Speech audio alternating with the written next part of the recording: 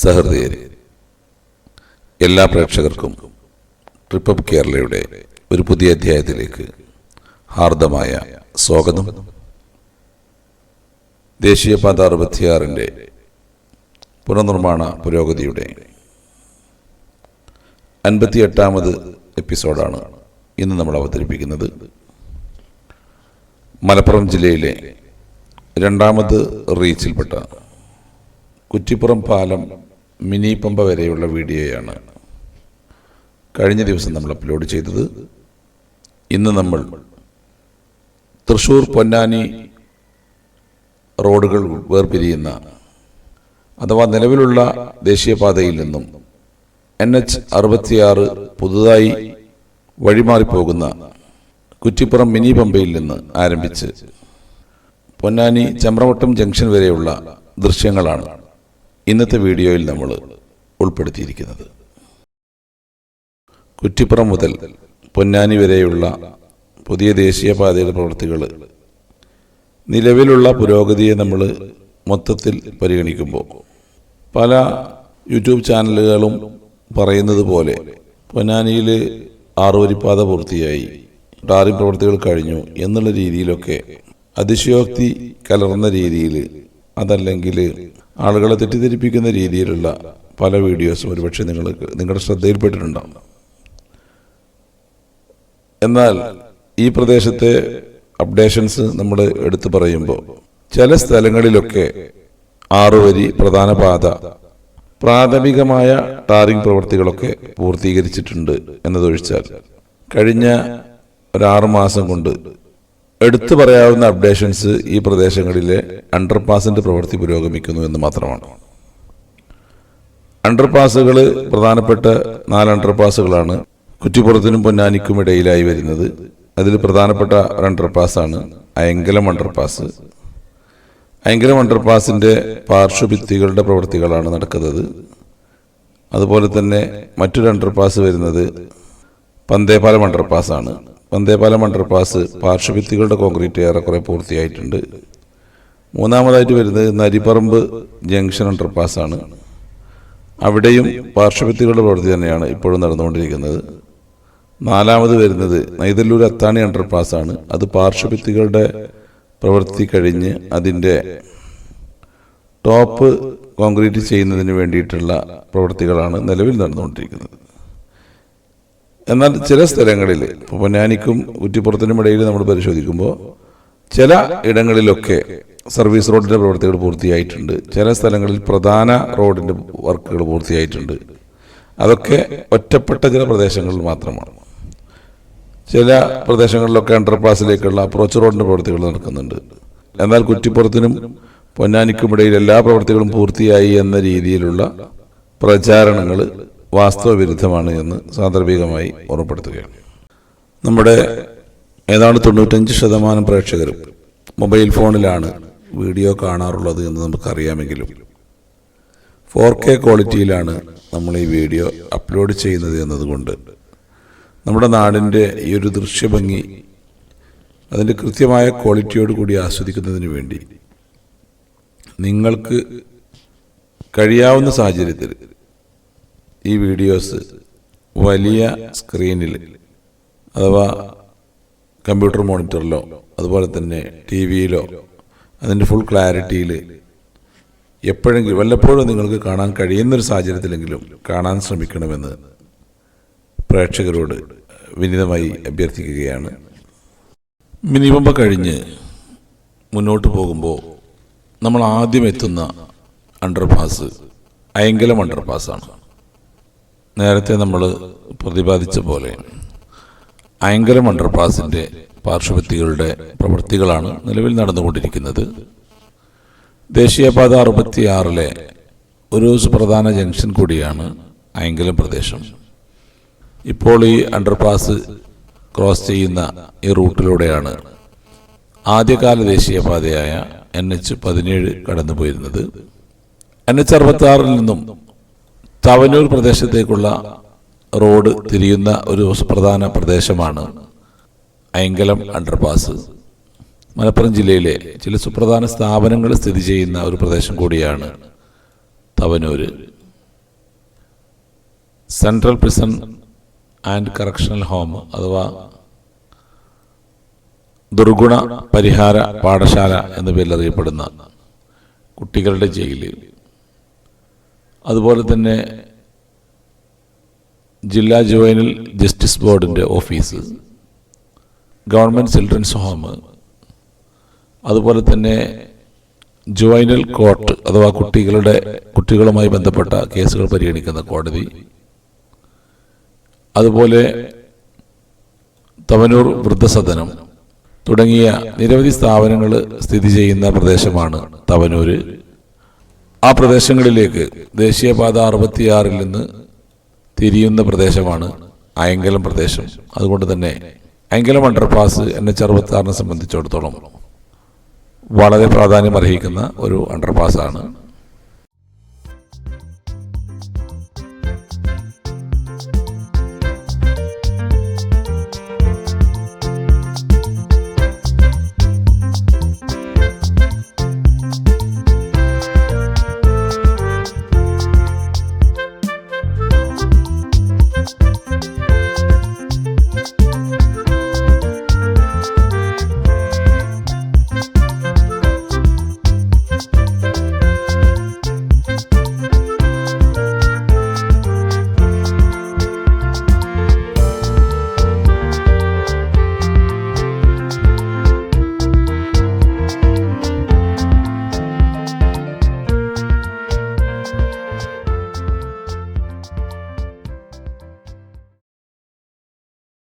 അയങ്കലം പിന്നിട്ട് മുന്നോട്ട് പോകുമ്പോൾ മറ്റു സ്ഥലങ്ങളെ അപേക്ഷിച്ച് അവിടെ പ്രധാന റോഡ്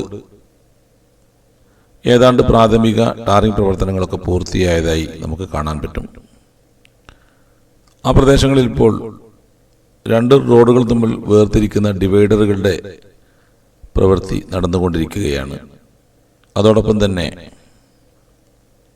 റോഡിൻ്റെ പാർശ്വഭിത്തികളുടെ പ്രവൃത്തികളും ഡ്രൈനേജ് യൂട്ടിലിറ്റി ലൈനിൻ്റെ പ്രവൃത്തികളും ചില സ്ഥലങ്ങളിലൊക്കെ നടന്നുകൊണ്ടിരിക്കുന്നത് നമുക്ക് കാണാൻ പറ്റും. അയങ്കലത്തിനും പന്തേപ്പാടത്തിനും ഇടയിലുള്ള പ്രദേശമാണ് നിലവിലവിടെ ടാറിംഗ് പ്രവൃത്തികൾ ഏതാണ്ട് 75% പൂർത്തീകരിച്ചു എന്ന് നമുക്ക് പറയാൻ കഴിയുന്ന ഒരു പ്രദേശം. അവിടങ്ങളിലൊക്കെ ഇനിയും ഫിനിഷിംഗ് വർക്കുകളും മറ്റും ഒരുപാട് ബാക്കിയുണ്ട്. അതൊക്കെ ഏതാണ്ട് ഒന്നിച്ച് മറ്റ് പ്രവർത്തികളുടെ കൂടെ തന്നെ നടക്കാനാണ് സാധ്യത എന്നാണ് മനസ്സിലാക്കുന്നത്. നിലവിൽ റോഡിൻ്റെ ഒരു ഭാഗത്തു കൂടെയാണ് ട്രാഫിക് അനുവദിക്കുന്നത്. അത് അധികം വൈകാതെ തന്നെ അവിടങ്ങളിൽ 2 ഭാഗങ്ങളിലേക്കുമായി ട്രാഫിക് വാഹന ഗതാഗതത്തിന് തുറന്നു കൊടുക്കുമെന്നാണ് നമ്മൾ പ്രതീക്ഷിക്കുന്നത്. അവിടെ പിന്നിട്ട് മുന്നോട്ട് പോകുമ്പോൾ പിന്നീട് നമ്മൾ എത്തുന്നത് പന്തേപാലം അണ്ടർപാസിലേക്കാണ്. പന്തേപാലം അണ്ടർപാസിൽ അതിൻ്റെ പാർശ്വഭിത്തികളുടെ കോൺക്രീറ്റ് പ്രവൃത്തി ഏതാണ്ട് പൂർത്തീകരിച്ചതായി നമുക്ക് മനസ്സിലാക്കാൻ പറ്റും. ചമ്രവട്ടം പാലത്തിൽ നിന്ന് പാറപ്പുറം ഭാഗത്തേക്ക് പോകുന്ന റോഡ് ക്രോസ് ചെയ്യുന്ന പ്രദേശമാണ് പന്തേപാലം അണ്ടർപാസ്. പന്തേപാലം അണ്ടർപാസിലേക്കുള്ള അപ്രോച്ച് റോഡിൻ്റെ പ്രവൃത്തികളും അതോടൊപ്പം തന്നെ നടന്നുകൊണ്ടിരിക്കുന്നുണ്ട്. അതിൻ്റെ മണ്ണ് ഫില്ലിംഗ് പ്രവൃത്തികൾ വളരെ ദ്രുതഗതിയിൽ നടന്നുകൊണ്ടിരിക്കുന്നത് നമുക്ക് വീഡിയോയിൽ കൃത്യമായി മനസ്സിലാക്കാവുന്നതാണ്. പന്തപ്പാലം അണ്ടർപാസ് കഴിഞ്ഞ് മുന്നോട്ട് നീങ്ങുമ്പോൾ ഹരിതഭംഗിയാർന്ന തെങ്ങിൻ തോപ്പുകളും പാടശേഖരങ്ങളെയും പിന്നിട്ട് മുന്നോട്ട് പോയി നമ്മളെത്തുന്നത് നരിപ്പറമ്പ് NH ജംഗ്ഷനിലേക്കാണ്. നരിപ്പറമ്പ് NH ജംഗ്ഷനിലെ അണ്ടർപാസിൻ്റെ പ്രവൃത്തികളും വളരെ ദ്രുതഗതിയിൽ മുന്നോട്ട് പോയിക്കൊണ്ടിരിക്കുകയാണ്. അണ്ടർപാസിൻ്റെ പാർശ്വഭിത്തികളുടെ കോൺക്രീറ്റ് പ്രവൃത്തികളാണ് നടന്നുകൊണ്ടിരിക്കുന്നത്. അതോടൊപ്പം തന്നെ അണ്ടർപാസിലേക്കുള്ള അപ്രോച്ച് റോഡിൻ്റെ ഫില്ലിംഗ് പ്രവൃത്തികളും നടക്കുന്നതായി നമുക്ക് കൃത്യമായി ദൃശ്യങ്ങളിലൂടെ കാണാൻ പറ്റും. നരിപ്പറമ്പ് അണ്ടർപാസ് പിന്നിട്ട് നമ്മൾ മുന്നോട്ട് പോകുമ്പോൾ ആ പ്രദേശങ്ങളിലൊക്കെ റോഡ് ഏറെക്കുറെ ടാറിംഗ് പ്രവൃത്തികൾ നടത്തിയതായി കാണാൻ പറ്റും. പൂർണ്ണമായിട്ടല്ലെങ്കിലും അതിൻ്റെ പ്രാഥമിക വിറ്റമിൻ കോട്ടിംഗ് പ്രവർത്തികൾ അവിടെ ഭാഗികമായിട്ടെങ്കിലും പൂർത്തീകരിച്ചു എന്ന് നമുക്ക് പറയാൻ പറ്റും. അതുകൊണ്ട് തന്നെ അവിടങ്ങളിൽ ടാർ ചെയ്ത റോഡ് വളരെ വീതിയിൽ തന്നെ കൃത്യമായി നമുക്ക് ദൃശ്യങ്ങളിൽ മനസ്സിലാക്കിയെടുക്കാൻ പറ്റും. ഈ പ്രദേശത്തിൻ്റെ സ്ഥലനാമ വിവരങ്ങളും മറ്റും നൽകിക്കൊണ്ട് നമുക്ക് ആവശ്യമായ പ്രാദേശിക സപ്പോർട്ട് ചെയ്തു തന്ന നവജീവൻ ആർട്സ് ആൻഡ് സ്പോർട്സ് ക്ലബിൻ്റെ ഭാരവാഹി കൂടിയായ നൈതലൂർ സ്വദേശിയായ രാഹുൽ എന്ന ചെറുപ്പക്കാരനെ ഈ ഒരു സമയം നമ്മൾ പ്രത്യേകം സ്മരിക്കുകയാണ്. അദ്ദേഹത്തോടുള്ള ഞങ്ങളുടെ നന്ദിയും കടപ്പാടും ഈ അവസരത്തിൽ അറിയിക്കുകയാണ്. നരിപ്പറമ്പ് എന്ന ജംഗ്ഷൻ കഴിഞ്ഞ് ഏതാണ്ട് 1.5 കിലോമീറ്റർ സ്ഥലം പൂർണ്ണമായി ടാറിംഗ് പ്രവർത്തികൾ നടക്കുന്നുണ്ടെങ്കിലും അവിടെ പിന്നിട്ട് മുന്നോട്ട് പോകുമ്പോൾ നെയ്തലൂർ അത്താണി വരെയുള്ള പ്രദേശങ്ങളിൽ വീതി കൂട്ടി ഇരുവശവും വീതി കൂട്ടിയിട്ടിരിക്കുന്നത് ഒഴിച്ചാൽ മറ്റു പ്രവർത്തികളൊന്നും നടക്കുന്നില്ല.